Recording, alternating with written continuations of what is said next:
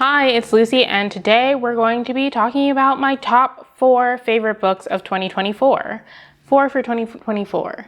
I tried to make it 5 just to get like a top 5, but the 5th one just wasn't in my spirit.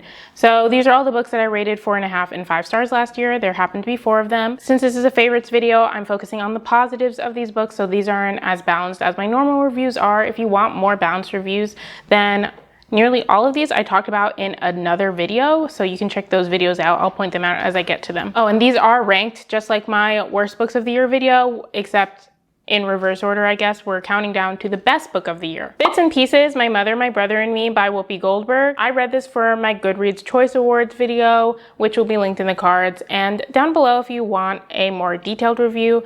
But this is Whoopi Goldberg's memoir where she details her life and shares stories of her life by sharing stories of her late mother and her late brother. She goes through growing up in the projects in NYC, how her mom still made Christmas magical even though they didn't have a lot of money, the support she got from them when she got her first big break, and more. This was just such a fun read, which is why it's on this list. I definitely had the best time reading this, especially of the books that I read for the video I just mentioned, especially since I listened to the audiobook where it just feels like Whoopi Goldberg is like in the room with you telling these stories, like you're right in front of her, and the way she tells them makes you feel like close to her, which is something that I always appreciate in a memoir. And the stories that she tells about her mother's resilience raising 2 kids in the projects in New York City are fascinating and heartwarming, which made me fall in love even more. Whoopi does also talk about her career, although more of it in this book is couched in like how it affected her mom for the most part, and also it affected not really their relationship, but just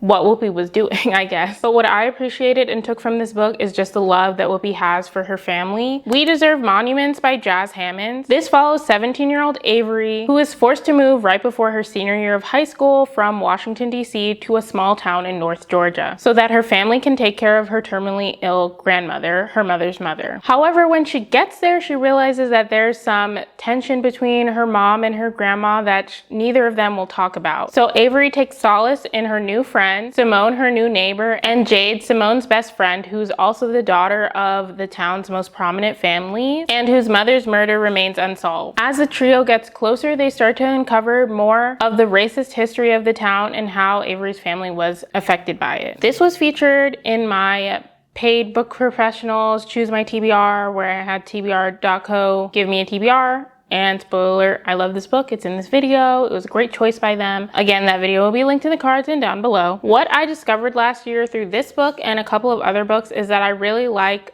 learning about families through the generations. A big thing with this book was generational trauma, and while I wouldn't classify this as like a generational saga, like we don't go from the grandmother to the mother to Avery in perspective exactly, we do get bits and pieces from Avery's mother and her grandmother that help us learn what's going on with them as well. And we can see how that affects Avery. We can see what's going on with the grandmother and how that affects her mom, and in turn how she's affecting Avery. And I really like seeing that. I really like seeing the different perspectives from generation to generation. And we get to watch as Avery learns how beautiful but hard family can be. We also get to see Avery explore her queer identity, which I really like, especially in the context of being in this small town in the South, and also how her mother being raised in this small town affected her and her response to Avery's queerness. And I thought especially that aspect was done really well, and it had like an interesting quote-unquote twist. I don't really want to call it a twist, but that's the best I can come up with.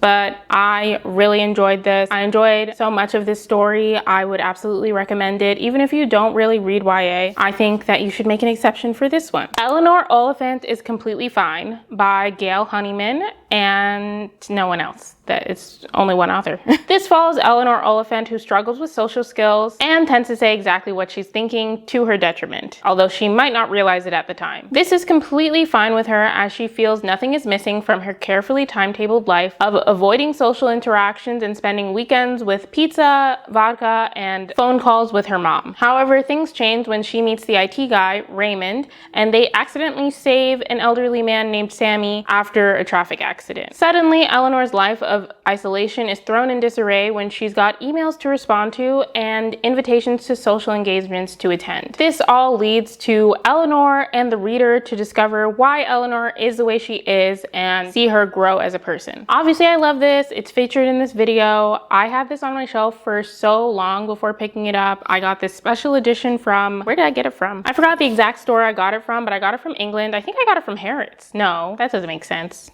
I don't know where I got it from, but it was next to Waterstones, I think, and maybe owned by Waterstones, but it wasn't Waterstones. I'll look it up. But I'm so glad I have this gorgeous edition now because I love this book so much. So that's the lesson. Always buy the pretty edition. I went into it not knowing too much. I actually thought the synopsis was completely wrong. I featured this in my Reading Like a Virgo video, which was the reason I picked it up. And in that video, I said that I thought this was about an old lady, which it's not. Eleanor is like a young adult. Like I think she's said to be my age in the story, like younger than 30. But the way that she interacts with people, it seems like she should be in her like 70s because she doesn't understand technology and all that stuff. So that was a little, not off-putting, but it threw me off, but it just kind of made the whole journey even more enjoyable. And it becomes pretty clear early on that Eleanor is dealing with some kind of heavy trauma that we don't know about. And so part of the book is kind of discovering what was going on with that. And that just makes all the heartwarming bits of this story even more heartwarming. I found Eleanor to be a funny main character. Like I said in the synopsis, she struggled with social skills, which kind of leads to funny moments. And I just enjoyed her as a character, getting to see her character grow and just getting to be on this journey with her. Definitely recommend if you like a character-based story. And last but definitely not least, as it's my favorite book of 2024, we have What You Are Looking For Is in the Library by Michiko Ayoma and translated by Allison Watts. I originally just bought this book because there's a cat on the cover. That was the only reason I bought this book, and it mentions libraries. And I'm so glad I did. I feel confident in my shallowness of buying a book for the cover. This is a set of short stories where even though all of the main characters are from different walks of life, they are connected by the feeling that they are lost somehow in life. Each person is somehow directed to the library where the librarian is able to give them a book that leads them exactly where they need to go. Reading this felt like a warm hug. I love this so much. It's repetitive in the way that you know that each character is going to end up in the library and be given a book, but each character and their story is so different. It feels comforting rather than annoying. This book is definitely a love letter to libraries and books in general, as the books that people are given aren't necessarily ones you would expect, but it's kind of showing how reading in general and like books in general can help people. But it also is about how simple changes can make a world of difference in your life, and also the importance of taking charge of your own life. I do think a part of why I love this is because I had been / have been feeling a similar way to